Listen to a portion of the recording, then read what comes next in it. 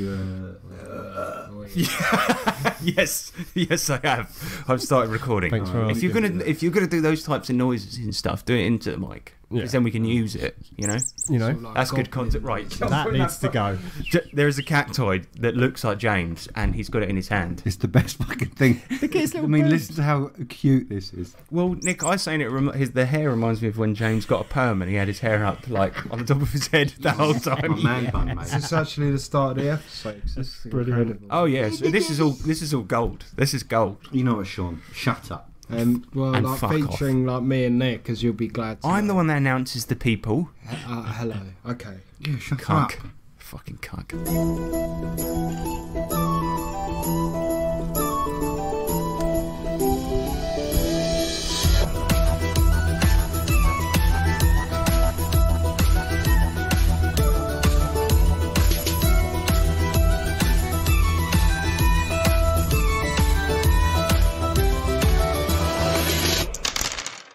Greetings and welcome to the 3T RPG podcast. My name is Harrison Blunt, and with me is James Clark. Hi, guys.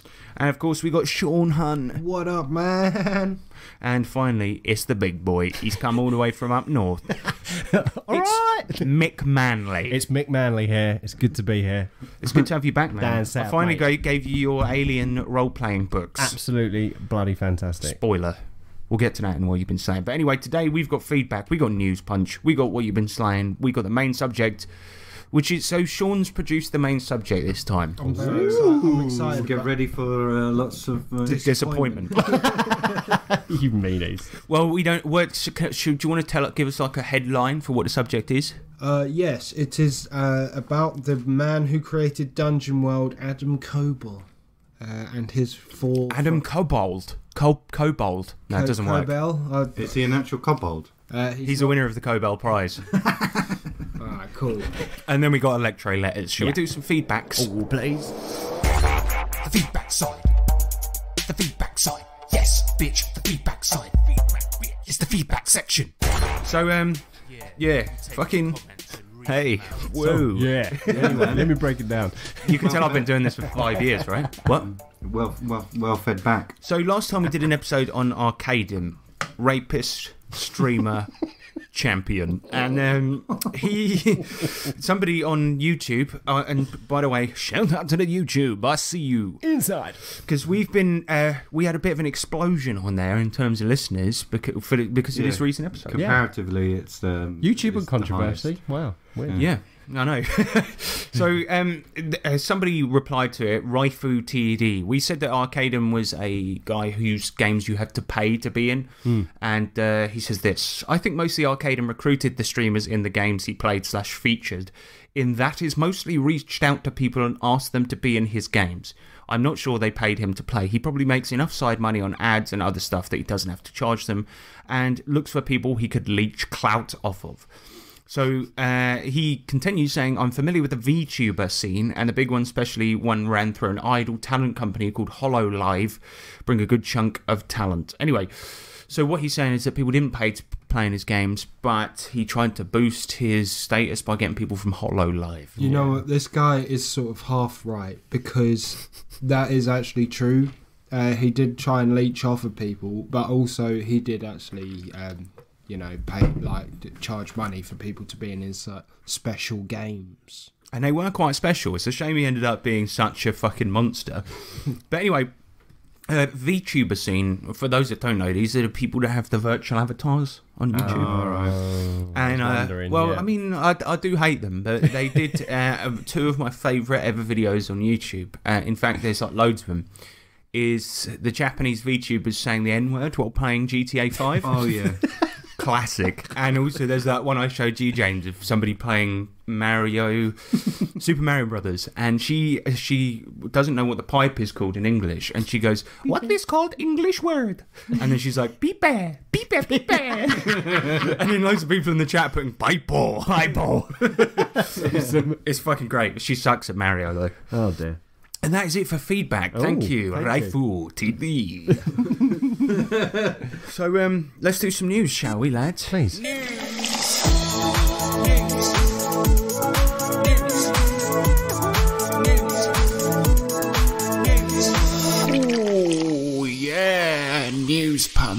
News. Nick? What? Just in what's new?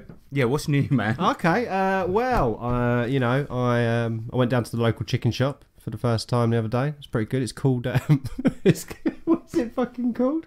Huckleberries. That's a good name. It's not a bad name. That's a good name. I thought it was going to be like some sort of crazy name, because we've got a place down the road, and it's called The Flame Grill. I've heard of. I think that we had a The Flame Grill in Sutton as well, actually. But Huckleberries are right. You know, when you go into a chicken shop and you look at the chicken coating and you think, oh, is that going to be all right? And it's a bit light. You know, it's a bit light. Yeah. It's got to have that golden brown. But I'll tell you what, oh yeah, had crunch, had spice, weren't bad at all. Nice size portions. That is it for the news today. But what's Nick really in this week? It was funny though, because one time we were talking about The Flame Grill. When it opened up, we were like, that is the worst fucking name for a restaurant I've ever seen. And Shaun was like, no, maybe it's the guy's name. His name's like D.A. Flame Grill. I think Shaun has. Daniel Anthony Flame Grill. Daniel Anthony Flame Grill. Shaun, you got some news? I got two slices of news. The first bit of news is the fact that a Blade Runner RPG is coming out. What? By the same folks that made your Alien RPG, Nick. Oh, well, that's good, isn't it? Yeah, but I wrote that news down in my script here, and I think I did it in a bit of a cooler way than you. But anyway, so the Blade Runner RPG, yes, Free League are making it, and it seems like that's what they do nowadays. They Skyrim, Fallout, Alien. Yeah, they pick Star up a Trek hot property. Can't wait for Jackie Chan's. Did they actually Kung write Fu the games? Master. Did Free Leagues write the games? Or they Jackie just Chan's published the games? Stuntmaster. I believe no, I think it's Modifius Publishers them, right? Will you shut up over there, for Christ's sake? So we're talking about Jackie Chan Stuntmaster. What? Don't talk about Jackie Chan stuff. Yeah, but that's going to be the next Free League published. Well, I hope so. But Nick said it's hot properties, not failed PS1 games. But yeah, so I'm hoping it will be okay. But it's a little bit pointless, if you ask me. There's so many good cyberpunk games out there already. Yeah. What's the unique twist to Blade Runner? It's that you have the replicants, right? It's a bit sadder than other cyberpunks. It's a bit sad. That's actually true. That's a very good point. That's its selling point. I don't know. I think Dirt Boy Blues was pretty sad. That was pretty sad. You were trying to shoot a car with a stapler out the back of a dumpster. I mean, that's... Don't get me wrong. Cyberpunk is generally quite moody, but this is just that. This is like angsty. Yeah. I'll tell you what, the game that came out on PC years ago, that Blade Runner game, cracking. The point and click one. It's still good nowadays, man. It's a really good game. Such a good game. But yeah, so I don't know if they've got the license to have Harrison Ford's likeness in the game. No. But if they don't, then 1 out of 10. 1 out of 10. We'll give it worst artwork this year in the awards.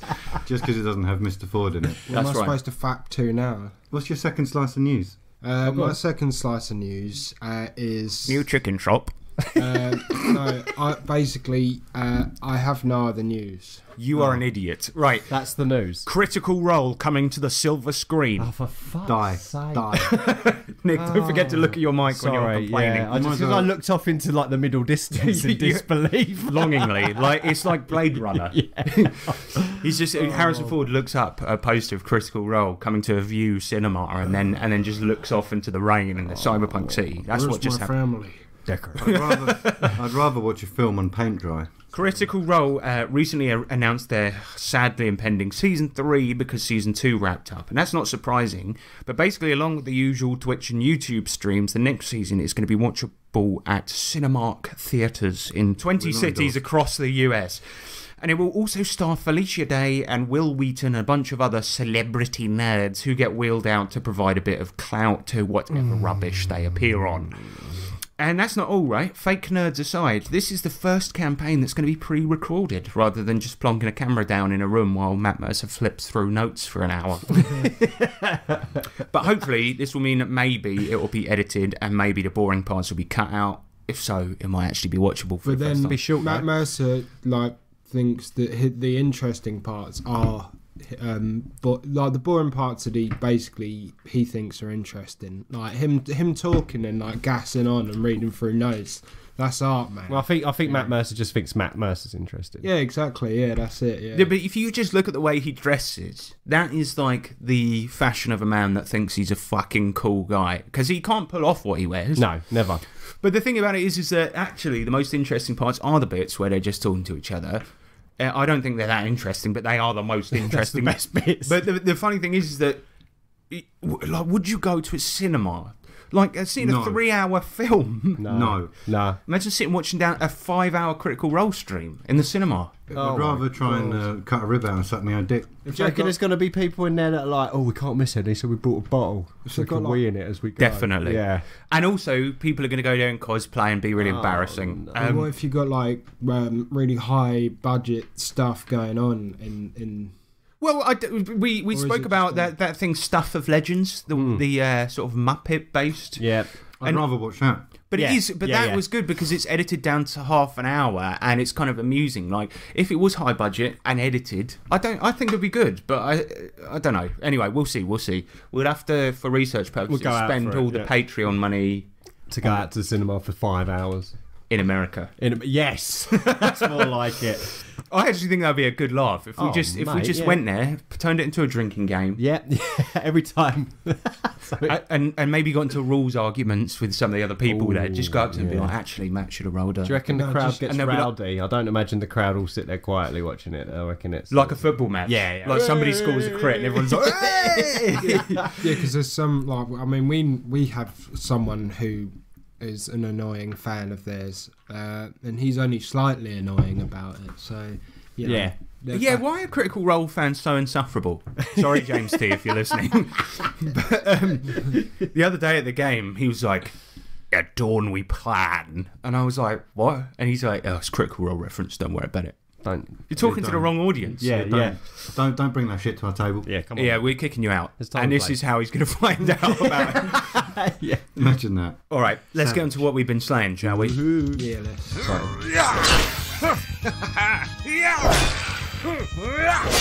And it's one of these.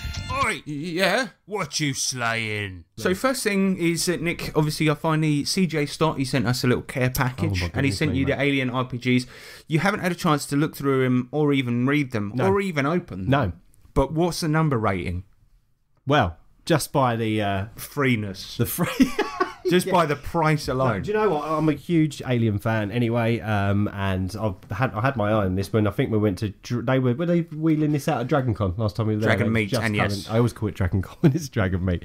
I'm really excited actually. I think I'm going to spend tomorrow having a look at this, and I will let you know. But It looks really cool. Like, looks awesome, I had a mate. look through the book and just to look at the artwork, and it looks fucking Let's have cool. a quick look. Yeah, go and get it. Go and get it, and you can give your first thoughts on the opening of the book. Oh, how exciting! Here we go. Okay, so we got Angry Worm. Angry Worm. Well, there you go. I mean, it's 9 out of 9 for Angry Worm. That's it. 9 out of 9. says it all, I think. Says it all, mate. Says it all. Angry Worm. And thank you so much. Williams. Williams. Yeah, thank you very much, CJ, for sending us these Amazing, things. mate. Yeah. He's on that train mission, man. Still Oh, with Big Smoke, isn't it? good luck, bro. Where did that come from? How's that related? He's talking about GTA San Andreas. 'Cause What is it about old video games today? The main character's called CJ, and that is Oh, sort of- okay. sort of- Deep cut. yeah, Stupid. It's one of my my It's one of my horrible... sort of horrible experiences. references. You know, Yeah, like, it's one of That is. Sean's doing in the Italian... He's one of my. He is doing the Italian hand. It's one of my great missions. I'm mentally scarred from it, like the helicopter mission in Vice City. So Is that the little bro. drone one? yeah, This has got to be Oh like my the most rambling, crazy, stupid podcast. If you guys are Sorry? looking forward to Sean's main subject, you've got like an hour of this coming. yeah. I'm sorry, guys. But anyway, no, it's gonna be shut up for a fun. minute. So we've been playing Cyberpunk Red. Ah, yes. You've done a good job on this, just to start out. By the way, like, Thank you very much. Thank you. I didn't write it actually; it was Mike Pondsmith. But thanks anyway. Yeah. So Cyberpunk Red, CJ sent it to me once he was finished with that mission with Big Smoke, and yeah. So basically, I've just realised there's a problem with my audio. So, but yeah, basically, I decided to run a campaign of this, and it's 2045. It's set 50 years after the Tough Guys British gangster game we ran, and it's in Night City, which is in the Free State of California. Well, not in America anymore. And these guys run a pirate radio station, so it's called /FM 420.69. 69.420. Oh, was that it? So I made the mistake of letting these guys pick the frequency of their radio station. It's not a frequency that can possibly exist either. But Well, yeah, exactly. So, these guys run a pirate radio station, and the way I kind of set things up was that in episode 1, you're playing a rocker boy called Sledge, and his band is playing a gig in the Afterlife Club. When a guy runs in and, panicked, he stashes something in a vent before being followed in by 6 Arasaka goons. And Arasaka is one of the big corporations. So, yeah, essentially they fight off the Arasaka goons, find out this thing is what is called a brain dance chip, which is where you can experience the experiences of somebody else. So they go and see what's on it, and he has taken the memory out of his head of where he stashed stolen documents that belong to a company called Biotechnica. So these guys are nobodies. Their fucking radio station is operated out of a shed on the brink of what's called the combat zone in the city where the police don't go. And it's kind of 2-bit operation, but now they know the location of something that could net them millions and millions of eddies, is what the money's called. Yeah. So, this is where we're at the moment. And the last session, essentially, they needed to hook up with a fixer who could hook them then up with a fence so they can actually sell the documents. And, the guy said, look, your rep is like turbo low, right? Because that is actually a score. And this thing, he goes, look, I can find you a fence, but I'm going to take half. If you want me to... I need to trust you, and I don't know you guys, so I'll take half.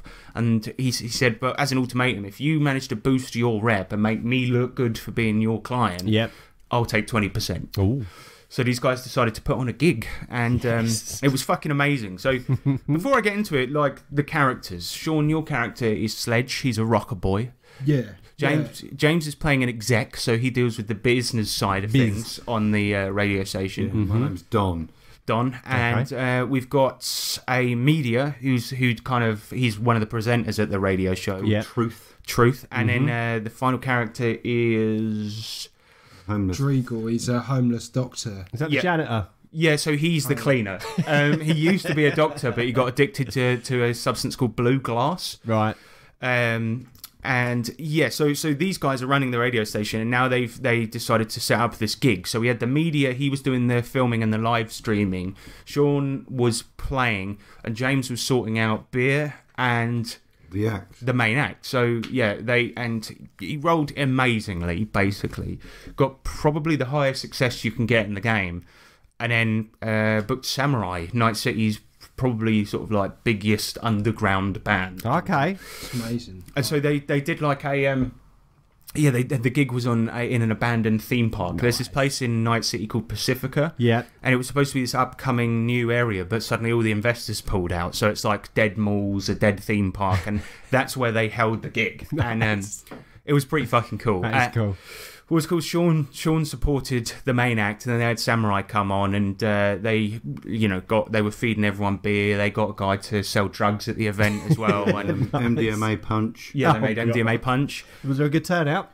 We rolled randomly and got 4,500 people there. Oh, yeah. Based on the amount of successes these guys got, basically. Yeah, I was like, I'm going to add zeros on. So had they fucked everything up, it would have been roll the D100. 46 people, but yeah, it was 4,600 people. It was fucking great. And then so I said, look, just roll the dice. Let's see how much your rep goes up. And now they're up to 5, which is a midway point. Okay. They go back to the fixer, this guy called Gandalf the White, and he's like, he's just like, I got to say, I'm impressed. And Shaun comes in, he's like, man, I've never seen a support act do a 20-minute guitar solo, but mate, that was amazing. Like, but it was very exciting, I thought. Yeah, it sounds it. You actually had that feeling of like a proper you could feel that there was 4,500 people. Yeah. And it was like a rave. Mate, it sounds mental. Harrison had the music of Samurai blaring in the background. And it was wicked. It was like... Yeah, and I got like a... we actually felt successful. For a change. Yeah. I really enjoyed all the prep roles that we did, and the fact that there were so many different tasks that we wanted to accomplish, and that we sort of went around the table. And, every GM always goes, oh, is this all right? Sorry, it's going around. It's like, but we all loved everyone's prep roles, and it was just like really entertaining to watch and see what each person wanted to do and how it folded out. It was funny though because we were actually in hot shit before that, trying to sell this diet toothpaste. So yeah, the documents in the Biotechnica briefcase are for something called diet toothpaste. Why two corporations are fighting over it, they don't quite know yet. Okay, interesting. But the funny thing is, Nick, is that so because the heat is really on them, they shot a bunch of Arasaka guys in broad daylight, and the Biotechnica Corporation are after them too. Oh, right? wow. So they rolling random encounters as they go through the city, and the heat was on, so it meant that there was a higher chance of random encounters. Right, okay. First thing, they tried to go to the sort of Mexican quarter of town to find a fixer, right? And as they get there, roll a random encounter, and it's a bunch of cops, or they're often referred to as corporate security. Yep. Sort of go. There's a warrant out for their arrest, and they get in a gunfight in the middle of the street with it. They blow up a police car. Oh my goodness. It was pretty good. But Shaun's character, because he's a rocker boy, his what is it called? Your roll ability. It's called charismatic impact. Yeah. So he can roll to see if people are fans, and then roll to get either a person, a small group, or large group to do something. Nice. So he's rank 4. That's so it's pretty like he goes into the bar, rolls charismatic impact, and they're like, "Oh my god, are you Sledge from Sledge and the Orcs?" And he's like, I also added my Spanish language skill to that. but he did so badly, he fumbled it, right? And he walks in, and he's just he says a tiny bit of Spanish, hits his leg on a table, and then goes, "Ah!" How does Sledge how does he sound? He sounds like this. Nice. Yeah. How does Don sound? Don't talk to me unless I talk to you. Yeah, but it was funny because that's essentially the story. They ended up doing the gig and getting enough rep for this guy to want to work with them. And now they've got a meeting on the Interstate 101 in a motel called Big Dick's Halfway House. And they're meeting a fence called Black Rose in 2 days' time. Fence? Yeah, and I owe the somebody that sells stolen goods. Gotcha. And so and both corps are after him. Yes, oh, exactly. Oh, but what was kind of funny is that we had that random encounter, then we had another one which was pretty fucking amazing, where rolled a nighttime encounter, D100 thingy, and then there's a roadblock because there's a car accident, and the police sort of recognise James's license plate, and they come over and start questioning him. But Sledge was in the footwell in the back with a sheet over him, and sort of quietly got out his gun, like, and it was like, I go roll stealth, and he's even saying stuff to him. He's like, tell him that your license is in the post or something like this. I'm like, okay, roll stealth. Let's see if you can whisper that to him. Yeah, because there was a part where the police were surrounding us with guns. So I sort of whispered to Don to say you're feeling distressed and alarmed, which is actually a real sort of strategy. And they sort of backed off for a bit, and he's like, "I'm going to call my lawyer." It was like one of the best bits in there. It was brilliant because he was like, "Look, my hands are on the wheel. I'm not doing anything, but I'm legally allowed to call my lawyer." And I'm like, "Okay, roll bureaucracy." Yeah. And then he rolls it and he smashes it. So the police are like really annoyed. The lawyer comes along and essentially bribes them, but now James owes his company that he works for $25,000 with interest. 25,000 euro. No, not with interest. Oh. Yeah. Now you mention it, Sean. With interest. Everything's with interest. I thought it was with interest. Nothing's for free in Cyberpunk. Well, I mean, it's interesting. Well, yeah. Okay, unless. What did you say, Sean? No, I was just laughing at James because he's like, Sean. Yeah, we did a bit of shopping as well, which was kind of cool. Anyone modded yet? I've bought. I've got these. What are they called? These shift tags. Shift tags. So you can change the colour of your eyes. Okay. I've already got the ability to change the colour of my hair.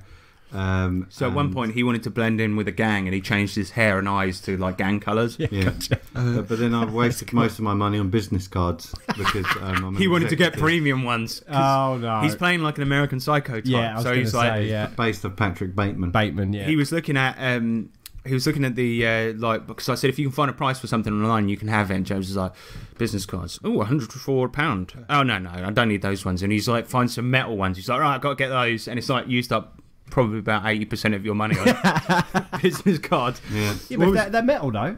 I mean, that is worth it. They double up as shurikens. Yeah. I've got one metal basically like cred stick, Yeah. which Cred sticks, holds all of my wares on it. But then Yeah. I've got really, really high class business cards, and they were like 200 or something. He tried to flash them at the police to be like, "Hey, I'm big shit." You know what I mean? It was like, Can we see one of them? No. it was a very, very, very fun session. I mean, the one thing, this is kind of the only house rule that I've implemented so far, was that in Cyberpunk you have the life path system, so you're supposed to roll all these life events for your character. Yeah. And I kind of see that as optional, because it really does just hand a background to you. You don't really have any say in what it does. Okay, yeah. But I said to the guys, because I'm handing out tokens for bonus XP if you do cool role playing, and I said to the guys, at certain points, when somebody talks about their background, I'll initiate a flashback and then say, look, you can write whatever you want in that box on your character sheet, or you can earn 5 XP by allowing me to roll randomly for you. Okay, yeah. And so there's one point that James's character mentions that he went to university. He's like, no, it wasn't university, more like me-university. And then, and as you say that, we flash back, and I said, do you want to roll randomly? And what happened? Yeah, I rolled randomly, and it turns out that my degree in business and all that jargon, Yeah. I claim that it's kind of like Harvard and Yale and all that posh Oxford University type crap, because I'm really well spoken, etc. But it was just like a proper dodgy back alley piece of shit rundown. Doesn't even have his name on it. It's like an honourary degree. Yeah, he paid 100 for it. He paid 100 for it, and he just bought it off some crackhead. Yeah, Then- but I think I was in a dreamland, because I overexerted myself. I was like, yes, I've written up an essay, I've done a thesis on a PhD, Master's all of degree. this. And he just got taken for a ride by this fucking homeless guy. I'll knock something up for you, mate. he's like, you want to read it? It's like, no, mate, just give me the 100. Yeah. Yeah, he's like, oh, yeah. And he did like the cross sign over him to graduate, he's like, oh, hereby graduate you. You are Fuck off. graduated. That's brilliant.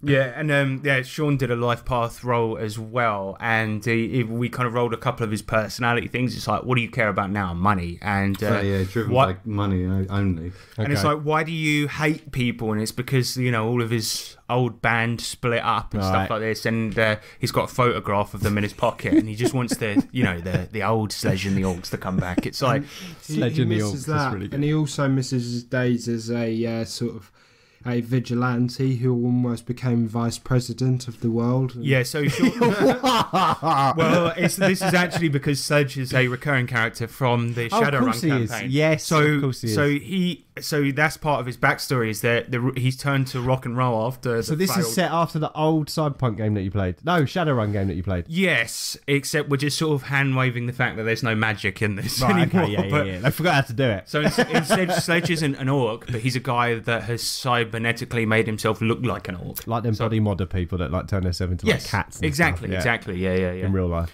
But that's Cyberpunk Red. Amazing. And it's got its own system, right? Yeah, so it's a version really of the interlock system that they made before. We've spoken about it on the complete history of Cyberpunk episode, so if you want to listen to that, listeners.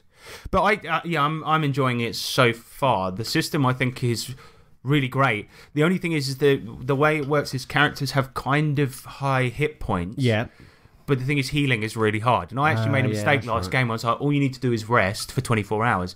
When in actuality, you need to be stabilised by a doctor first. And then you rest. Battles Yes. are very brutal and frequent as well. Yeah. But you've got a healer in the party though, so that But last session he didn't come, and this is another story I feel like we should tell the listeners, because whenever you run a game, you deal with people's weirdness, and Shaun, you're gonna have to speak up, mate. But yeah, you have to. Thank you. But you deal with like a lot of that type of stuff, and sometimes when you're arranging games, it can be like herding cats, which is why eventually we just ended up going, right, it's Thursday every week. If you can't make it, you can't make it. Yeah.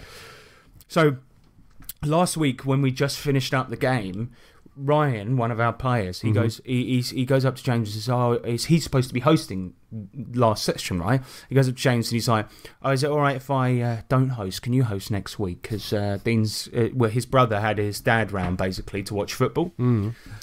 And then it gets to the day of the game. He's forgotten that he'd asked James to host the game, and then said, "Mate, I can't come tonight. Can you host the game?" No, he asked on the day before. He said, "Oh, can you host tomorrow?" And I was like, "Yeah, you asked me this already last week, and I've already said yes." He goes, "Oh yeah, Dane wants to host himself to watch football with my dad." And I was like, "Oh, cool." And then that was it. Wednesday done. Oh yeah, but then Thursday comes. Suddenly he's got back. He's got a bad back. We saw him the day before. He was fine. He did sort of try and sort of lay the seed when he was at yours, because he was like, twinge. oh, my back. Yeah. He was talking such rubbish. Did he want to watch football as well? That is blatantly fucking obvious. I don't know why you just don't fucking say it. But one of the other guys in our group has said before. He's just been like, "Oh yeah, it's my mate's birthday, so I've got to miss this one." Yeah. So but it's like just say, like, cool. Cheers, I'm mate. hanging out with the Fine. fam. Like, Yeah, it's like I think JT's done it before. He's like, "Oh, I forgot." Yeah, He that's just straight it. up Yeah. forgot. Yeah, but that's fine. What happens? Just be honest. We dealt with it very maturely by sending him voice clips of football chants on WhatsApp. Wanna go see Millwall? Oh no, see a good game of football. 30. So that's that. and he never responded to it as well. So he's like, he's guilty of sin, and we're gonna have to, and he's just the biggest bag of excuses, because there was one time, right, during Christmas, we were all buying each other gifts, and the classic thing is, Ryan, he always says, It's in post. "It's in the post, mate. It's in the post." It never turns I up. left it in my car. Yeah, and the best one was he said he left it in his car, then his car got impounded and crushed into a cube with the presents inside. Yeah. And then this car magically was alright the next game. We were really crushed. Yeah. Oh, right. Absolutely, man. And we were saying to him, "Oh, that's a bit out of order. You spent good money. You should get them to, refund that because they've ruined the gifts." He's like, "I don't want to hassle, mate. Too much aggro, too much bother." Yeah, it's just insane. It's like my dog ate my homework levels. But yeah, where's your homework? Well, my car got crushed. My car got crushed. The homework was inside the cat. But also, I didn't back up on my computer. My computer exploded, and now a genie appeared. Yeah. and sent me to another dimension. So sorry. There we go. But yeah, that's it for what we've been slaying. Sorry, I've just hit puberty. Oh, nice. Bad time. Welcome. Thanks. Welcome. Thanks. Got my first pube. It's going well. Welcome. It's a good one. Welcome to the. Oh my god, that's old. So Shaun, let's get into the main subject, shall we? Yes. Let us do. Very good, very nice. Very good, very nice. Did you want to prep with a quick break? Quick piss break and like stuff. He's scared, isn't he? Oh, great. He's scared, isn't he? You everyone heard that? Yeah. That's staying in. That's staying in. No. Quick pee break. Staying in. Good pee break. It's because you just nicked that whole Red Bull. Oh, gonna have a wee wee. Shaun's quite nervous today because this is his first ever main subject that he produced. His eyes are like frantically looking around. Like this, you know what this reminds me of? Is every time one campaign finishes, another one opens. Yeah. Wisdom. What reminds me of is, whenever it's Nick, when it's time for Shaun's fucking campaign to come up, and he goes, "It's all right, I'd like to give me a lot. Can I have a couple more weeks, boys?" I've only got one map, but he starts getting sweaty. Because I know what I'm getting you for Christmas, Shaun. I'm going to get you the Lazy DMs workbook. Yes. Because you need to learn. The amount of prep you do is psychotic. Yeah. You know that He's just got up and walked away from the mic. He's just had enough, mate. He's having a break. He was perspirating. Yeah, we're having a break. He's borrowed. Sorry, visitors. He's borrowed a shirt. Visitors. Visitors to Earth. Welcome, visitors. Fucking hell. All right. Okay. Is this the worst episode we've ever done? Potentially. Can you tell us? I think it might turn out that way. He's literally about to go. He's not even at his mic now, ladies and gentlemen. All right, we actually will go for a break because it seems like we don't have a choice in the matter. Anyway, boys. Main. Subject. Magic. Main. Subject. Tokyo. Main. Subject. Very good, very nice. We're back. It's the main subject. Shaun, you gone for a piss? Yeah, I mean, I urinated. Good.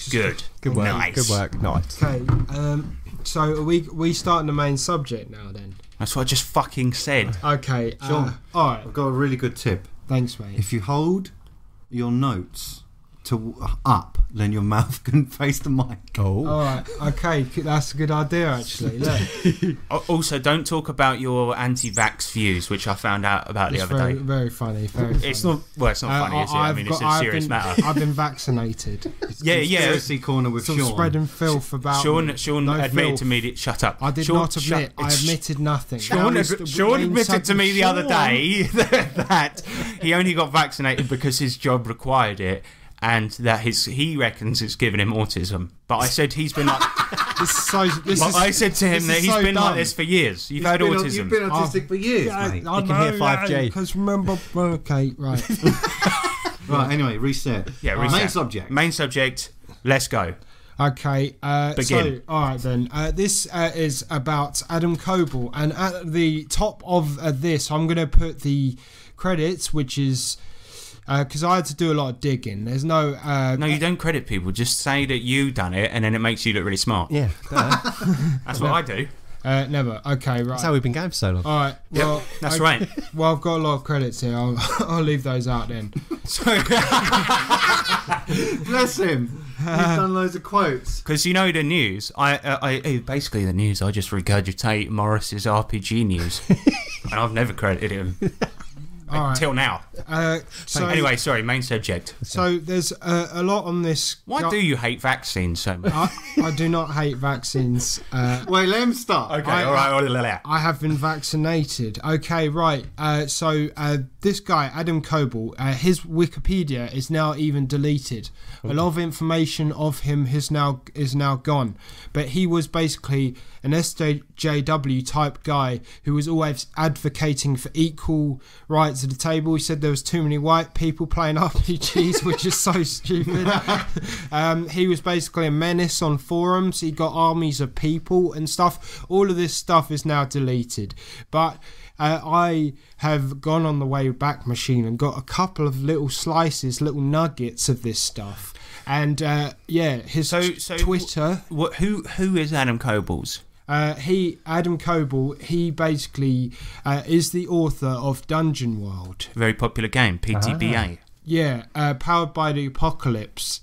Now, he was one of the people back then. I don't know if you remember, there was a movement basically saying that these sort of games should become what RPGs are about, basically. The story game movement. No rules, no nothing. Well, I think Dungeon World does have some rules. No rules. It does. It's got one rule, no rules. Actually, the character creation was quite convoluted and quite boring, actually. There's not a very, very good set of moves. Like, there's one where you hit someone a bit harder and stuff. That's good if you want to be a warrior. That's inspiring. So this is so mental. The sort of like you want to hit someone.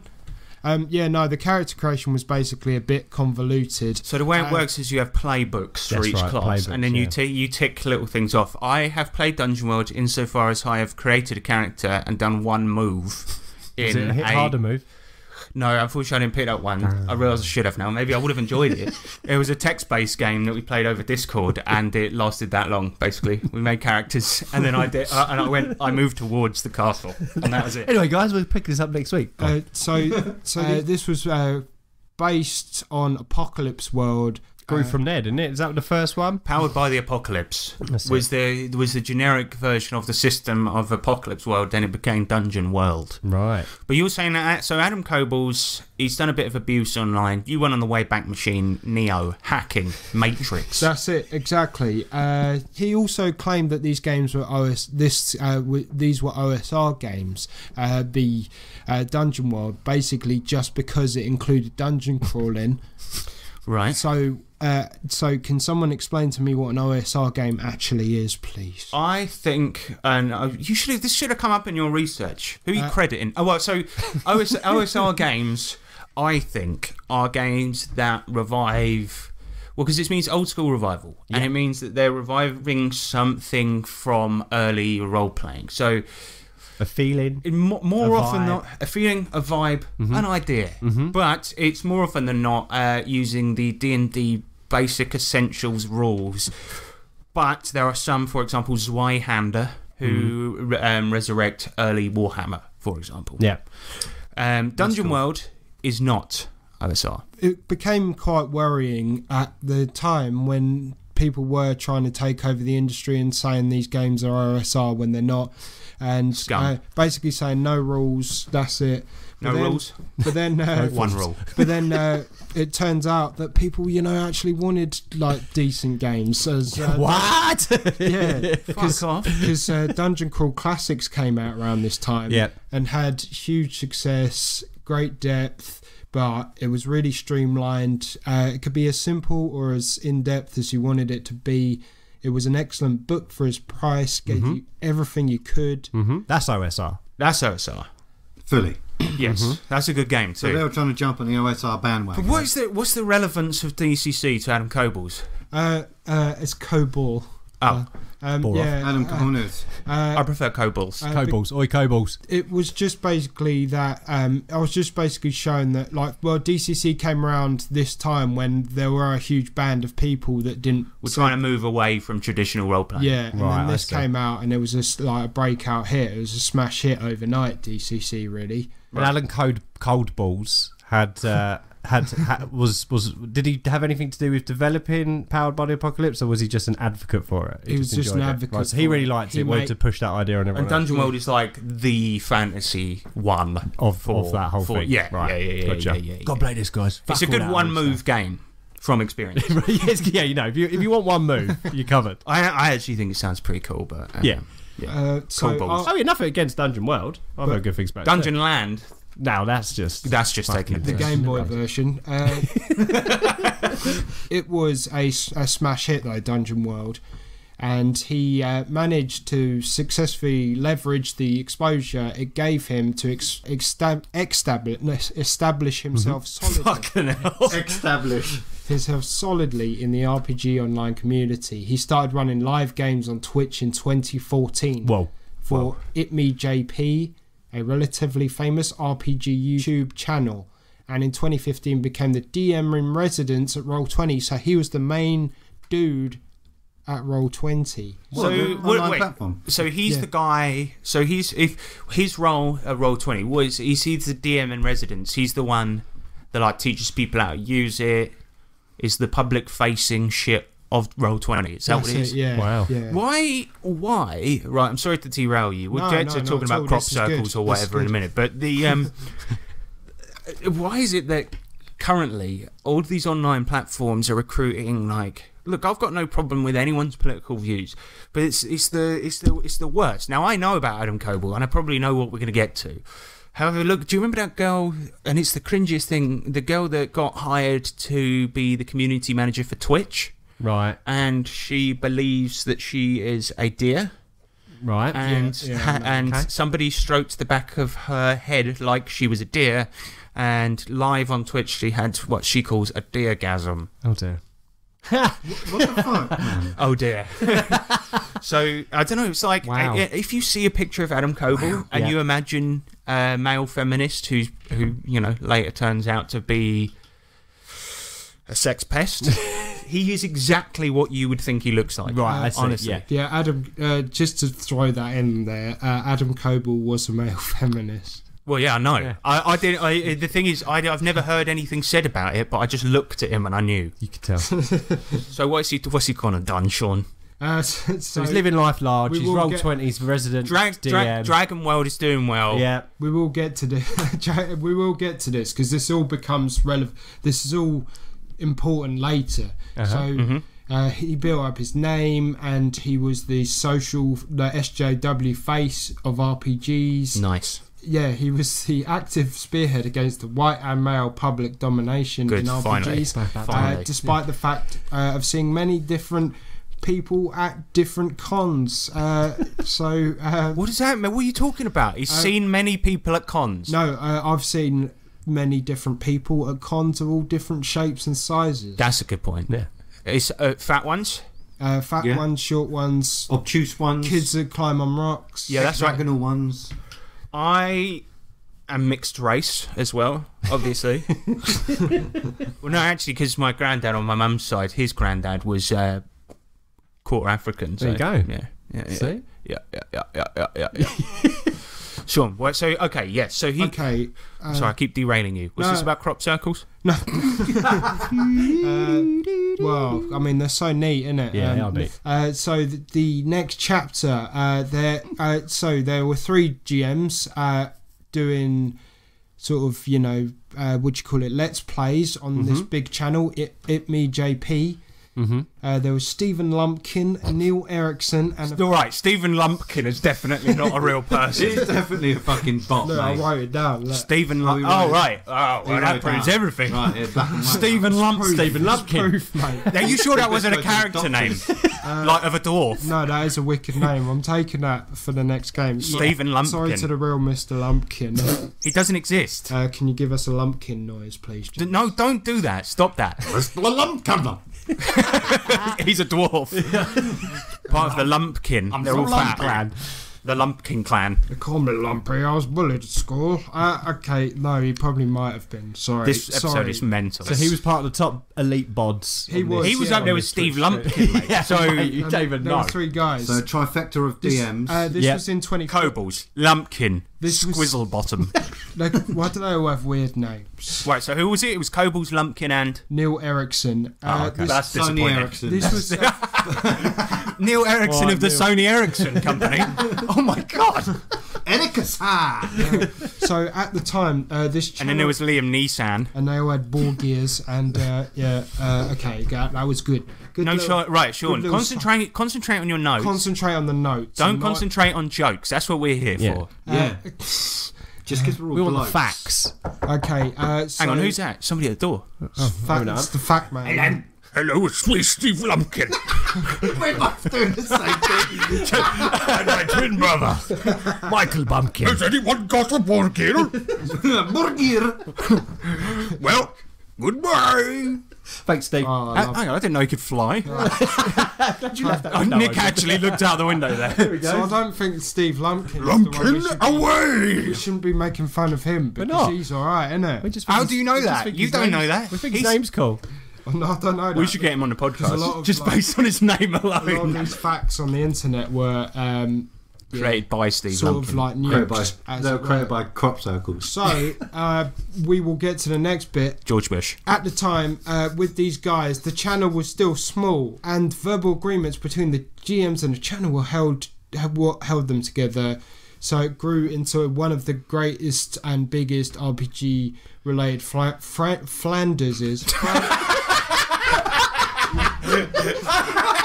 Flanders. And they were one of the big diddliest Well done! RPG-related franchises on the net. However, JP decided it was time to replace these with formal contracts. Shaun, They you're chose- mumbling. Slow down. Slow down. Slow. Just imagine you're Steve Lumpkin. He moves like molasses. Be like Steve. Sadly, this was to be their downfall. They didn't realise this at the time, but they chose Adam as their representative in negotiations with JP. You've got to put Lumpy on the top. put That's Lumpy, why. mate. He's got to break the So deals. Koebel's on there. Koebel's the main guy on their it.j me. P. It me JP. The series was to become role play. The channel was still called It me JP. It Me JP. So what, did they run a campaign? Was it them playing the game? They ran several campaigns. Right, got ya. Under the role play moniker. Gotcha. And old Lumpy, he's been sidelined. So, yeah, fucking Cold Cold Balls is in the hot seat. Right, so he's there Adam doing a big wig. Adam also became roleplay's sole GM. Ooh. What the And fuck? Stephen and Neil's series were cancelled. And What? And they were fired. What the fuck? What? What's next? Because this guy, Adam Fucking take his Koebel, lumps, always right? worms his way in. You'll see this Unbelievable. You'll see He this. did. You'll see this a bit later. You don't push out Lumpy. This was a massive shock at the time, Yeah. and full details did not emerge for years. So what did the fans say? Basically, until roleplay. All the Lumpies. All the lumpsters. The Lumpsters. Basically, until role. Good morning, Lumpsters. Welcome back to It Me JP. It's me, Stephen Lumpkin. He's back, guys.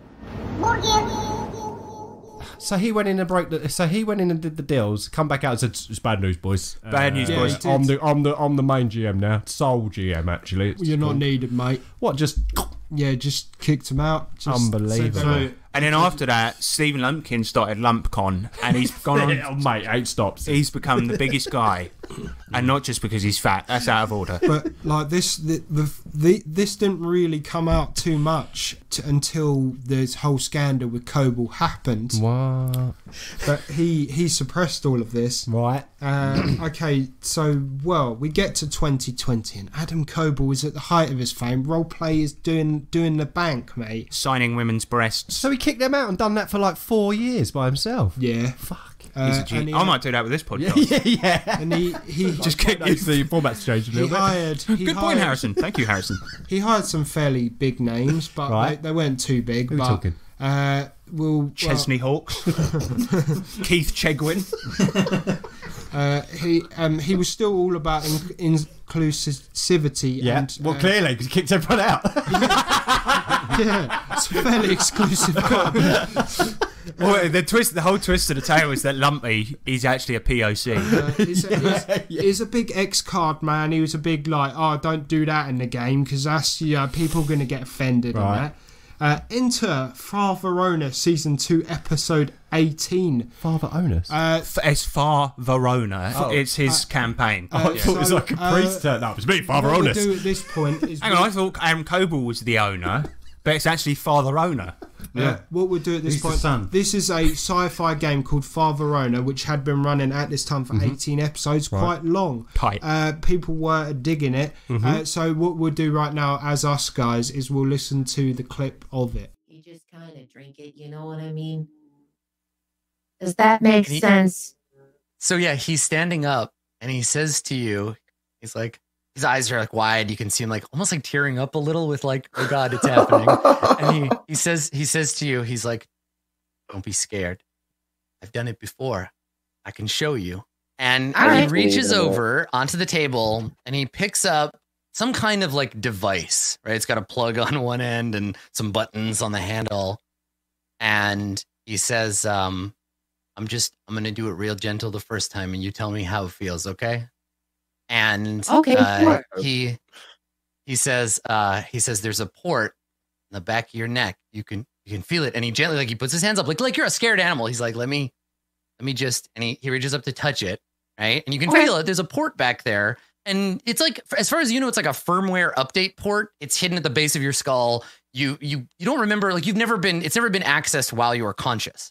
So he reaches up, you can feel it, and he holds up the device, and you can see that the prongs on the thing match the feeling of the plug. And he says, I'm just a little at first, okay? Okay, sure. And Johnny has no idea what this guy's slightly, about to do. No idea what trembling this a guy's little. going to do. He places the edge of the device against the port, and he presses a button. And Johnny has, for the first time in his entire life, whatever the equivalent of a robot orgasm, right there. It hits you like a truck.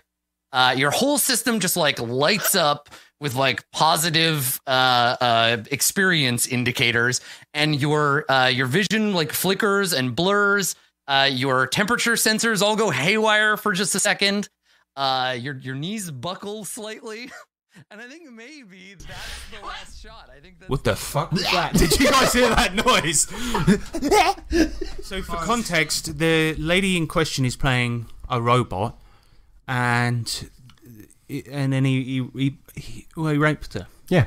But the sad, the funny thing about all of it, and the sad thing at the same time, is that like it is just the robot, but it's the language he uses. Yes. Just a little bit of. I'll go gentle first. And he just touches the socket. Like a scared animal.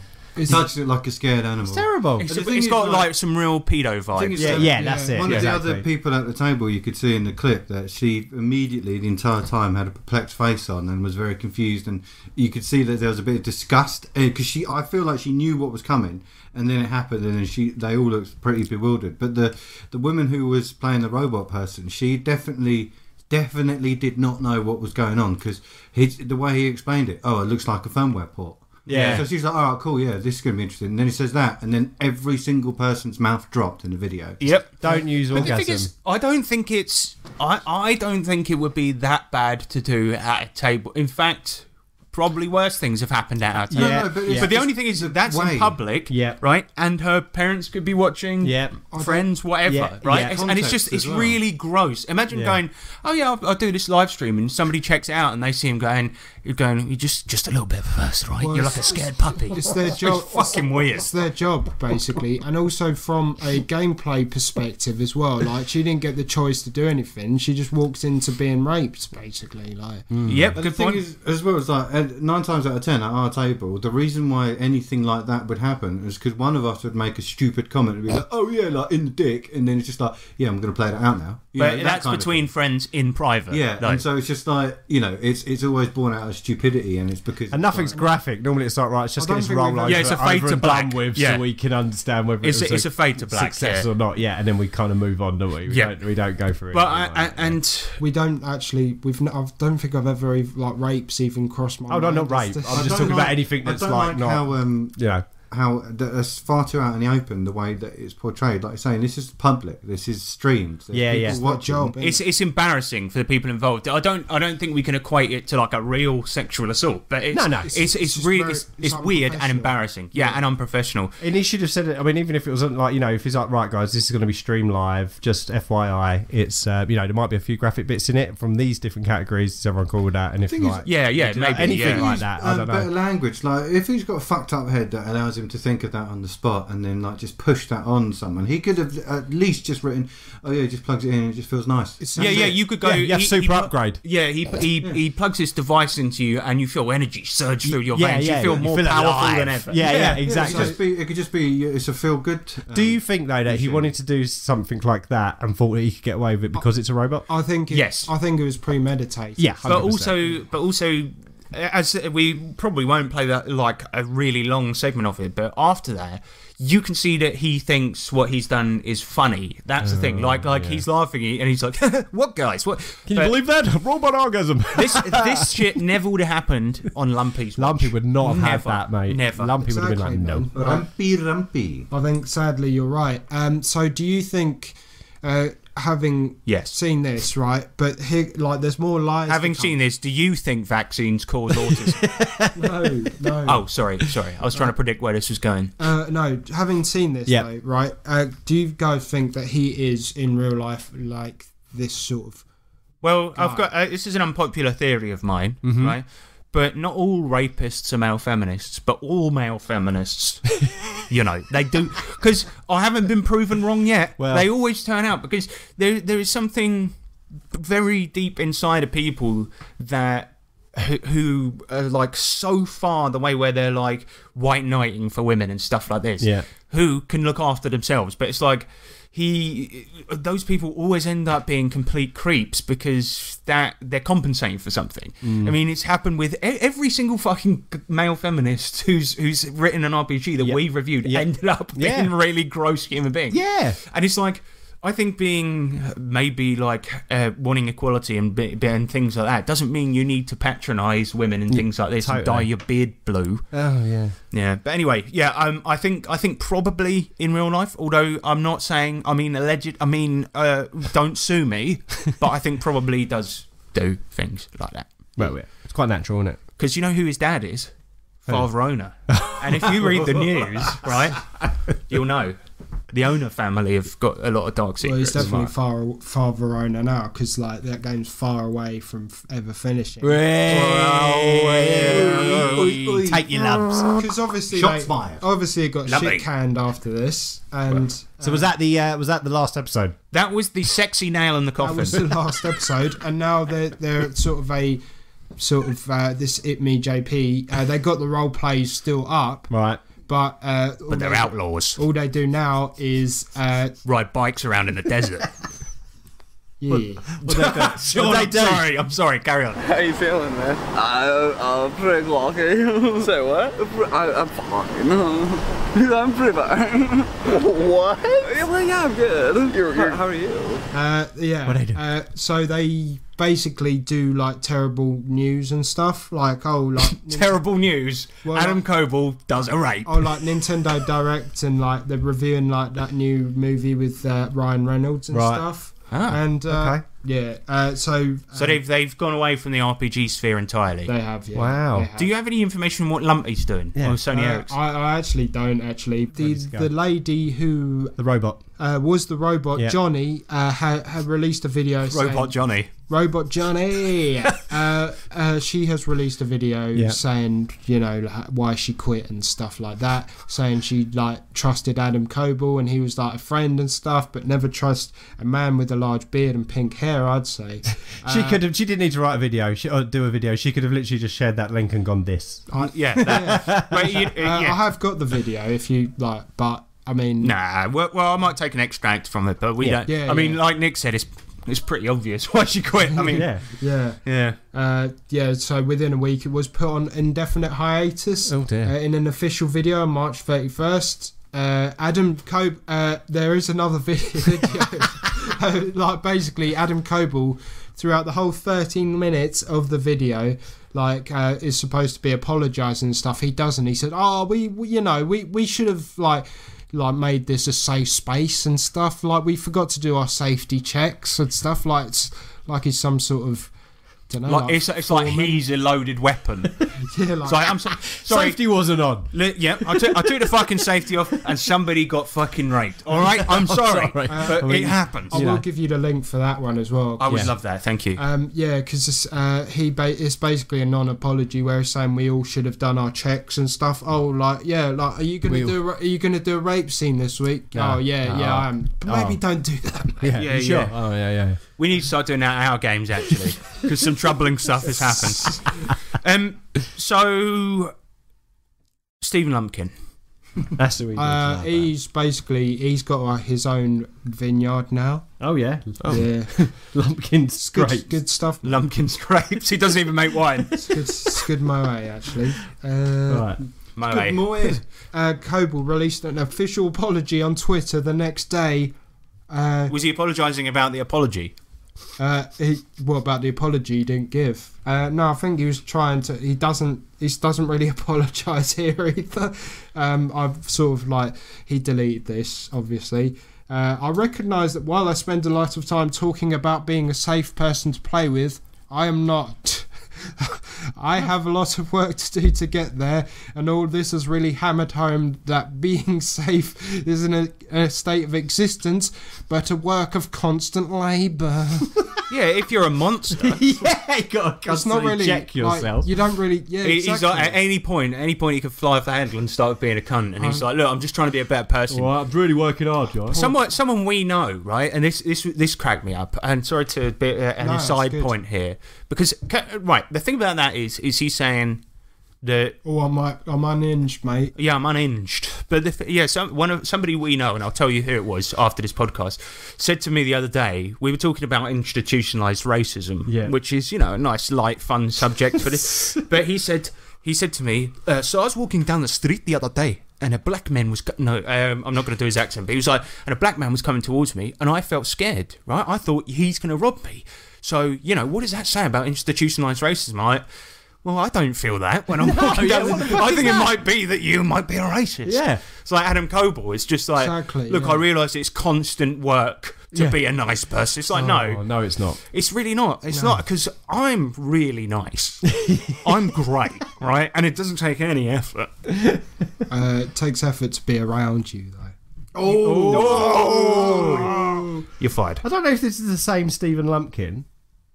He's quite handsome. But that is he's alright, man. Because if that is him, then he's senior designer on Roller Coaster Tycoon World. Oh, I hope that is him. Good man. Good man. Good game. But look, he's got RPG dice in front of him. That's Stephen Lumpkin. Is that the lump? That's him. He's a gorgeous man. He is. His hair. I'm glad he's alright. Should we get him for an interview? We've got to get the Lumpy in. We've got to get Lumpy in. Oh, Lumpy. Lumpy. Right. I'm actually glad he's alright. So, Shaun, I knew he would be. Next up on the Twitter. Yeah. I'll be focusing my energy on providing that safety in all games that I play. Oh my God. Active now or in the future. More importantly, this is a sign that I have a lot of personal work to continue doing. Sign. I'm engaging a professional counsellor to help me guide me through this to not be rapey. Complacency is just another form of harm. I'll read the next bit like quite quickly because it's getting quite sickening. In short, I feel deep regret for not doing nothing better, for letting down the cast and the fans. I have a long road ahead, one that will last the rest of my life. My God. Constant control. It's going to take the rest of his life to just not be a dick anymore. He's got to focus all his energy into not being a creep. So it's like, but what about the game? That's going to be a fun game. He's just sitting there going... He's like, this bloke comes up to you and he's wearing a long Parker jacket in an alley and... No, in his fist. Yeah. No, he doesn't. He doesn't. He turns around, he goes home, has got a big weapon. So he does actually say sorry he hurt the cast, actually. Oh, okay. So... Not forgiven. All forgiven. He hurt them as well. Oh my God. So not only did that happen, he beat them as well. But to be fair enough, if he's admitting fault and saying he's going to move on from it, that's good. But it just shows how... He definitely does not do that, but carry on. Okay. All right, no, okay. I'll leave it. Go on. His core fan base never really ceased supporting him. Well, they didn't, but now they do. Oh, okay. Got worse. That's such a weird line. They never stopped supporting him until they did. Yeah, so basically some of his fans thought he could do no wrong. But he disappears from the face of the planet for a few months. Oh, yeah. Nobody heard from him until this post appears. Oddly enough, when the George Floyd incident came up. Oh, yeah. If there's anyone we need to teach us about that, it's Adam Koebel. Yeah. Let me just say. Yeah. God. What's he got for us? What's he got? So basically, he basically says, guys, don't look at me now. There's something terrible going on. Like, I may have done terrible things, but we got to focus on... Look over there. That's a classic. That's the classic move. Terrible. That's the Sean Patrick Fannin defence. You remember when he did it? He's like, look, I know I did it. I know and he actually, did it in real life too. And he's like, I know I did it, but listen... Right, because Ethiopia, there's a lot going on there, right? And I'm not the problem. We need to focus. And all of his fans were just like, Sean, you're doing the Lord's work. So Adam Koebel, we giving him the Sean Patrick Fannin Award then? Oh, maybe. Well, I mean, because there's been a lot of cunts this year, and I feel as if, I think this incident happened last year, right? But I feel like we have had quite a few. There's going to be a lot of people in the running for the douchebag of the year. We might need to create like a new category. Okay. Like virtual rapist of the year. Real rapist of the year. Horrible monster. Horrible monster. Horrible bog monster. Oh my God. Koebel. So he, unfortunately, like he did get loads of like death threats and stuff. Right. Which Unfortunately. Which people really shouldn't be doing. Like, just let him die on his own. Really. He's under his control. He's got. What lovely. What lovely on his control. No, I mean, you know what I mean. His career. I mean. Yeah. People saying redemption is impossible. I mean, he said it himself that like it's a lifelong road. You know. Well, I played Red Dead Redemption. Yeah. And that is a long game. That's a long game. So it's the same thing. So yeah, same thing. Yeah, the hateful reaction was so severe to him in the end that he sort of doubted his own community. Whoa! Dear. He said, "My actions hurt people, and I was hurt in return." Why do they always do this? It's always like, yeah, but listen, I've got a lot of shit to deal with now, and because I was a dick. My life is really hard. Now I'm getting shit for it. If you're a fucking like piece of shit cunt, and then you do something that's not good, and unfortunately it's in the media, right? Because you distribute it in that way. Yeah. Then there's going to be a lot of opinions flying around, and your opinion isn't always best. And as soon as you're pointed out to be wrong, of course it's not going to be pleasant for you. And I think have to own it and say, yes, I'm sorry. I deserve just that. Fuck off and then deal with yourself. Yeah, I think like doing that whole thing about talking about yourself is kind of irrelevant when you've done something like that. Yeah. It's like you say, of course it's going to be hard, but that's not the fucking point, is it? Don't matter. That's your fucking fault. So I know I punched the old woman in the face, and I know I killed her instantly. Yeah. But listen, it's a long road ahead of me, man. I got a 25 stretch. I've got to put other people shouting at me now. Yeah, and yeah. So it's actually quite hard for me now, right? Okay, so you lot need to realise that. I'm now in the clink with Sean Bean. People like this just piss me off because you just say sorry and then either piss off or shut up. That's it. Yeah. Maybe we No, don't worry. Oh, that was going to be a bad taste. So basically, for all the people we've hurt. He says that he basically loved the industry. He put in 12 or 14 hours a day. Skip meals. Who cares? What's that? What's that like? Credentials?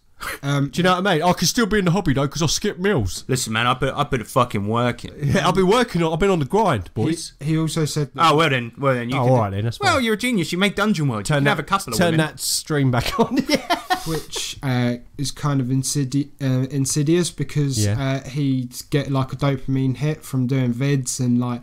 Every time someone said something nice about him, and it pushed him to continue. Every positive tweet or forum post celebrating something that I've been a part of helped me conceal the reality of things. Probably that he's like a terrible person. That's what we're trying to strive to do, because eventually somebody's going to say something nice about us. It hasn't happened yet. Eventually, yeah. But one day. I can't wait for that. He said that at the point of him like leaving, this sort of this wore thin. Weird. It does actually say weird thin. Oh, I don't know why. So at the point where he was leaving, he got bored of all the praise. Yeah, and he's proud of the things he's done doing Dungeon World. What? Hang on, surprise. Hold on. I mean, I'm proud of my accomplishments. He actually, especially the. He says that. That's right here, actually. He made a mistake. It wasn't the only mistake I've ever made creating content, but it was a bad one, and people got hurt. It led to cast members deciding to end their working relationship with me and to the cancellation of the show we're working on together. Why are you talking like Will Smith? I don't know. And the cancellation of the shit we're working on together. Gotta put some breadcrumbs. Okay, there's sadness. Regret. Shaun's just scrolling through his notes. Oh my god! Oh my god! I made everyone jump. Oh my god! I just saw you. So I just connected to my speaker and pressed my air horn. Next to me and Shaun. Oh, it's there. Look. I'm injecting a bit of life, keeping you on your toes. You know. James, you shook, man. Well, go ahead, sadness, misery. So basically, all the sadness. He was basically saying how sad it was to be a successful streamer and author, which is bad. And then there's one tiny little sentence saying he's sorry about everything. And it was a mistake. However, he follows saying that playing the victim, saying because of the angry voices online, he got deplatformed for his mistake. Because of this hateful reaction, he could no longer take creative risks. So what now? Since this statement, he has published exactly 3 tweets. The first was... I thought he was going to say books. The first was his... 14 hours a day. Well, no, a tweet is essentially a very short book. Yeah, that's true. Haiku. Now in print. Well, what's his tweet saying then? The first was promotion of his new blog post on GMing. The second was his post about his resignation from a Dune RPG, along with the removal of all his work from it. And finally, a one-sentence post telling his fans to buy a product released by another creator with replies turned off. Any good? I thought he was going to say replies telling him to fuck off. Please buy this book. It's by Jadam Bobalds. It's not me, I promise. But sadly... And it's called Dungeon Place. Sadly, though, this is not where this story ends. Oh, for God's sake. Shaun, we've been going 40 minutes. What's he doing now? Mr. Koebel destroys a promising Kickstarter project by excellent writer Luke Crane, author of the successful medieval mouse RPG, Mouse Guard. Yeah, so... Did he do a sex on a mouse? Retweeted it. So retweeted it. That's all he needed to do. So that one sentence about buying the product, that was his product. It was... the product in question was to be a monthly magazine about how to create the perfect RPG. So basically a month-by-month GMing guide. Would you guys... Wait, that sounds cool. But who did that month-by-month GMing guide? Luke Crane? Luke Crane did, but... Luke Hang? But Adam Koebel... Luke Crane. Adam Koebel somehow wormed his way into having his name on... Such a worm. Yeah. It was a Kickstarter, right? So when he got on the Kickstarter, as soon as he retweeted it, everyone went nope. But Luke Crane, he makes good products, man. Yeah, he can lift things. There you go. Well, how did he wiggle in? He got his name onto the magazine. Well, he just wrote it on it. He with a Sharpie. He basically did. Koebel's name wasn't on the cover mock-up. Then the list and the actual campaign page had the contributors presented in reverse alphabetical order by name, which had the consequence of putting Adam Koebel at the very bottom. So basically, Adam Koebel catfished his way into a project with other big names in the industry. And they all left. And everyone left because of Koebel's involvement. Nice. And then the whole project was scrapped. So. Wow. Yeah. Well, I don't know. I think the magazine sounds like a cool idea. Yeah. But imagine being that poisonous to the touch. Yeah, that you can kill any project just by having your name on it. Yeah, and it sounds like they'd already done a bit of work, and then they looked at the mock-up thinking, yeah, but it's going to look good. They're like, hold on, what the fuck's he doing there? Can you imagine if I ever get involved in any controversy and then people start boycotting Don't, the world's first RPG called Don't? Sorry, by the way, guys, I forgot to tell you that Adam Koebel worked for Modiphius. What? Is he British? American, actually. God, makes you proud to be British. Oh, okay. Sorry. Right, so we are running very long on this segment, Shaun. What's the next thing he did wrong? Okay, bullet points. The cancellation of all Koebel shows on ITME.jb. No, this is the word. Right, everything got cancelled. His projects got fucked up. But did he do any more rapes? No more rapes. No. One more rape? One more rape? No more rape. No more rape. Obviously, a lot of this stuff was quite difficult to find.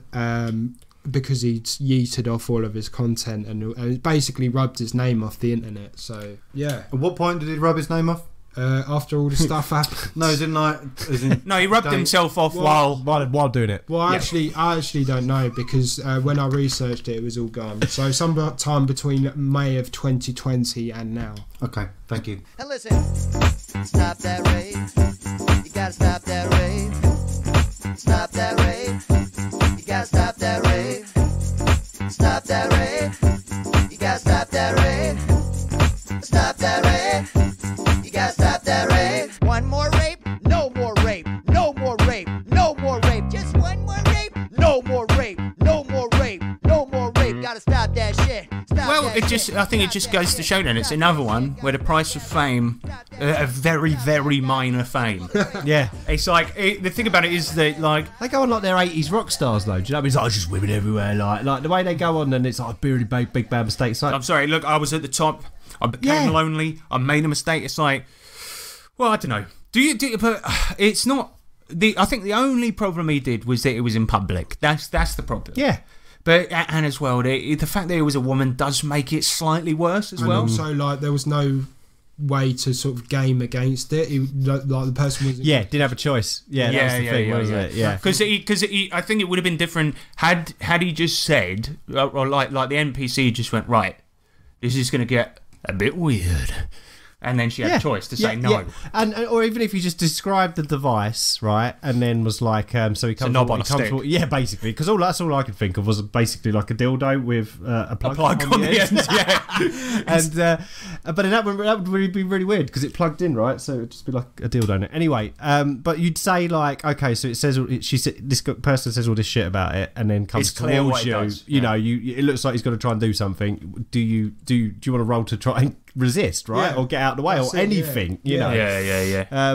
But no, it was just a bit odd. But seriously, anyone listening, look up a picture of him because he looks exactly how you would expect him to look like. It's nuts. It really does. Well, that was a good main subject, Shaun. A bit rambly. Cheers. I'll have to cut out the ums and ahs. Next episode, can you do one about, what's his name? Flimpton.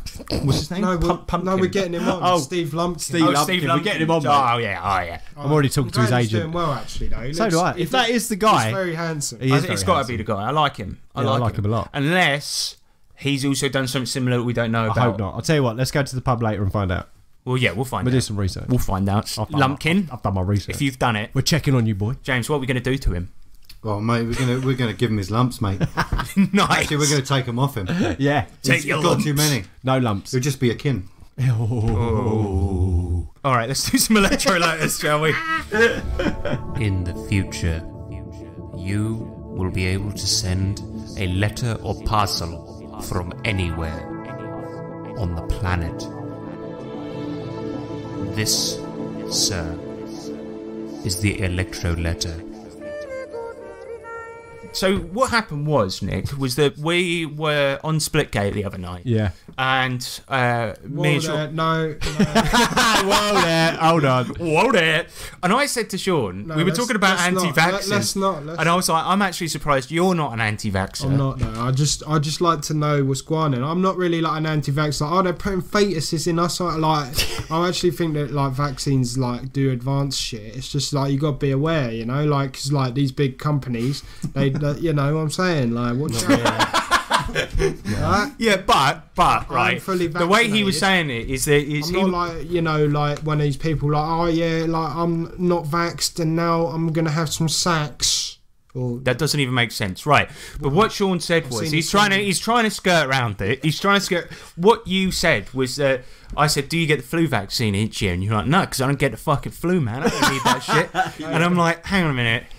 I ain't got no. I don't know what's in it. It's like no one knows what's in anything medicine, man. Well, it's not that really. I mean, you just got to be aware. Just always question authority. You don't know the ingredients of anything you take. Coca-Cola. You don't even know. Red Bull. You don't even know what I know, man. You don't even know. You ain't even seen what I've seen, man. You weren't there.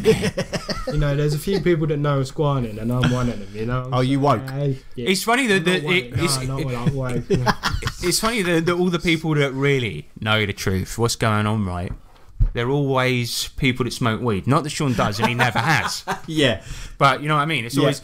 If we only listened to the stoners, the revolution would have happened a long time ago. We'd be in, like, utopia by now. Exactly. Let's all go... Oh, no. Tell me about that time you saw an alien. What one? Brilliant. But Shaun claims to have seen an alien float into his room. I haven't seen aliens. I've seen UFOs, man. I was like, and he saw it. He reckons it floated into his room in Croydon. What? No, it like floated. It was outside my room. It was like a little ring ting. Oh, down in Fulton Heath. Don't just say ring ting. What is it? No, in Lloyd Park in Red. Right, Lloyd Park. Yeah. Right. So you were living there. Describe the experience without using. I wasn't living there. No, I was when I was around Chris's house, my mate Chris. Yeah. And we saw outside that there was like a ring-shaped UFO. I don't like. It might not have been an alien. Might have been military, but like it had these lights going around it, and like it tilted a bit, and then. Yeah, it was. Speak closer to the mic first of all. It was pretty mental, actually. Shaun, serious question. I've seen a few UFOs. Do you believe birds are not real?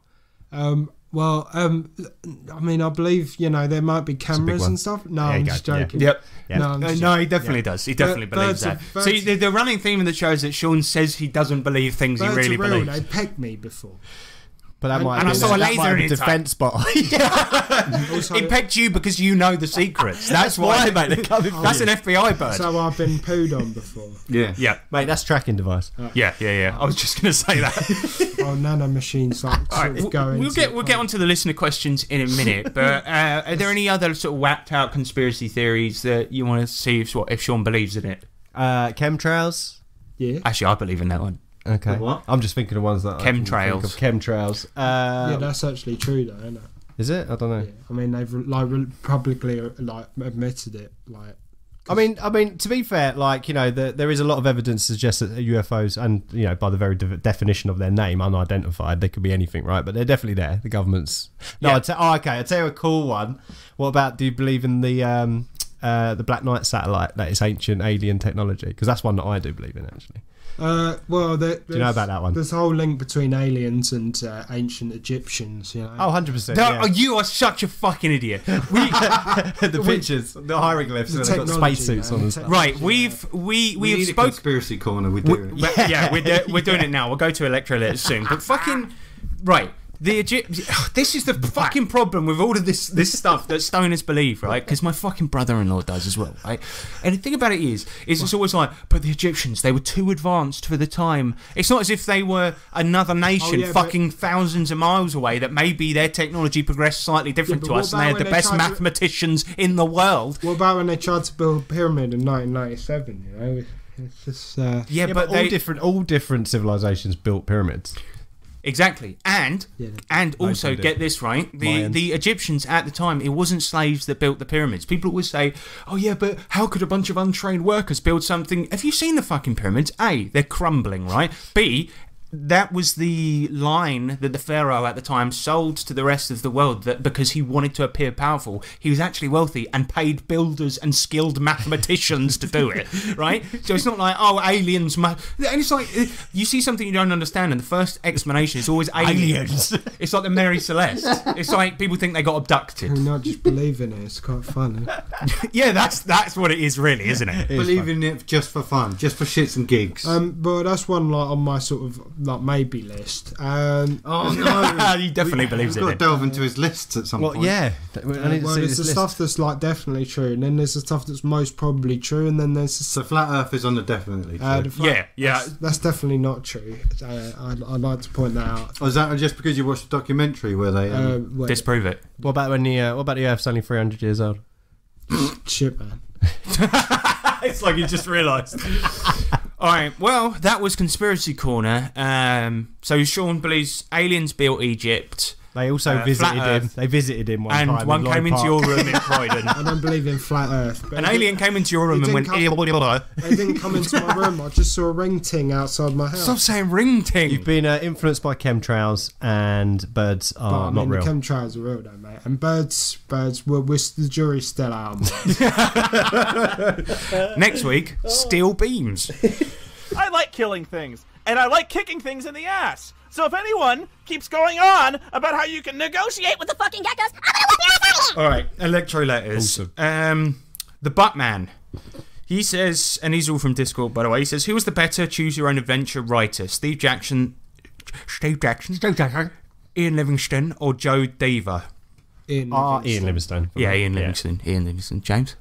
I'm gonna go with the majority. Okay, yeah, I thought that might be. Yeah, Ian Livingstone did Fighting Fantasy, so good. Yeah, he's my boy. Yeah, they're beloved all over the country. I'd say. Dr. Fuckenstein says, when the Corpo fast food war comes, which corporation death squad will you join?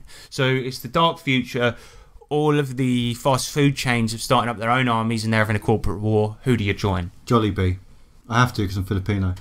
Okay, but do you really think the military might of Jollibee is actually going to do anything?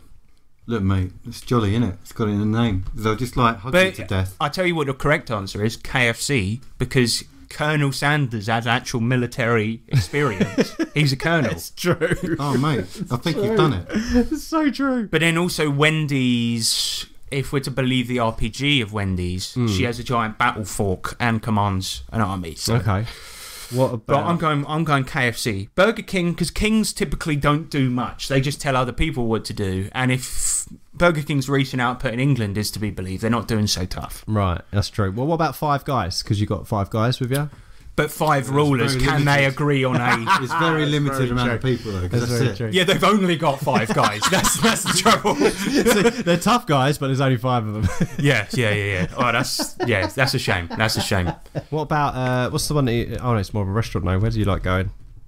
Gordon Ramsay's restaurant. No, what's it? Gordon Ramsay, come on. Wagamama. Oh, yeah, I would say Wagamama's fast food. Yeah. They've got Hattori Hanzo 100-folded swords, right? So it's like, I don't know, man. Like, but who's going to win? Who's going to be the winner? I'm joining the winning side, and I reckon it's got to be KFC. Well, I'd probably say it was probably Disney. Disney's not a fast food chain. You fuckwit. Oh, we're talking about fast food. Yes. Then it's probably Mackie D's, isn't it? Why? Based on what though? Because they got all the resources, isn't it? You know, get all that pink slime up in there, and you know. Oh yeah, they'll just poison you. They'll kill you. With their also, milkshakes. like one look at. They kill you slowly with diabetes. Also, one look at Grimace, and he's a tough character, Grimace. You know the little mascots for McDonald's? They used to have painted on the walls. Grimace. Purple. Oh, the purple one. Yeah, and they had the Hamburglar. Yeah, I love them.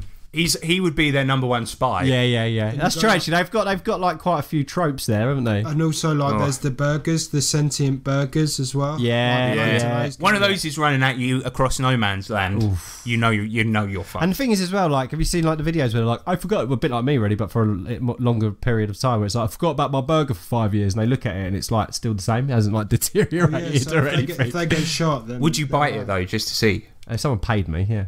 Yeah, fair enough. Well, there's a great video. A lot of money, I should add. $5 eat that dirty old burger. I'm just going to regurgitate something I saw on YouTube. There's a great video back when Spoonie was not mental. Yeah. And he did a video about the toilet pizza, and he used to get pizza basically from this really horrible chain, and it was packed so full of fucking grease that he once went to the toilet in a game store he worked in, picked up this pizza box, and he sees it, and it's just perfectly preserved, and he just takes it and goes and puts it on the gaming table. And this is like 3-month-old pizza, and apparently one of the guys just bites it and it snaps instead of like, and he says like spores came out of it. So yeah, McDonald's is probably the one we're going to join, or KFC. Kill the Fences says, should I buy a gun? Yes. Well, what? It's in the name. Is it a spud gun? Well, no, but keep it open to interpretation. If it's a glue gun, we shouldn't tell people like to buy firearms. If he lives in America, then that's your God-given right. Exactly. Their Lord and Saviour, Abraham Guncan. Abraham Gunman. He wrote that in the Declaration of Guns. Shaun, a lot of conspiracies happening. Should he buy a gun? If I don't want to say yes. No, say no. Do you know what I fired the other day, which was cool? A gun. Crossbow. What? Yeah. Oh, you fired a crossbow. Yeah, well, hey, listen, I don't want to bring you up on a grammar here, but you don't fire a crossbow, you shoot it. A crossbow, when the government comes knocking at your door, get a crossbow. If it's a spud gun, go for it. Go for it. BB gun? BB gun. Yeah, BB's alright, isn't it? But you got to paint the end orange. Yeah. Yeah. Water gun. Baby. No, water guns are deadly, mate. Yeah. Put hot sauce in that bitch. Oh, mate. Okay. You got one in the Cyberpunk game. I do. He's got a paintball thingy, but he can fill it with... It's an air pistol. It shoots pellets, and you can fill it with acid. So he's bought sulfuric acid to put into the paintballs. Oh, nasty. Yeah. Buy a gun if you want. If you don't want it, don't buy a gun. There you go. Good answer. CJ Stott, big boy, producer. Yay, I feel ya. He says, in the light of the new Superpowers companion for Savage Worlds Adventure Edition, what other superheroic flavoured RPGs do you guys and the listeners like? Well, I don't care about the listeners. Superhero flavoured, we just did one, mate.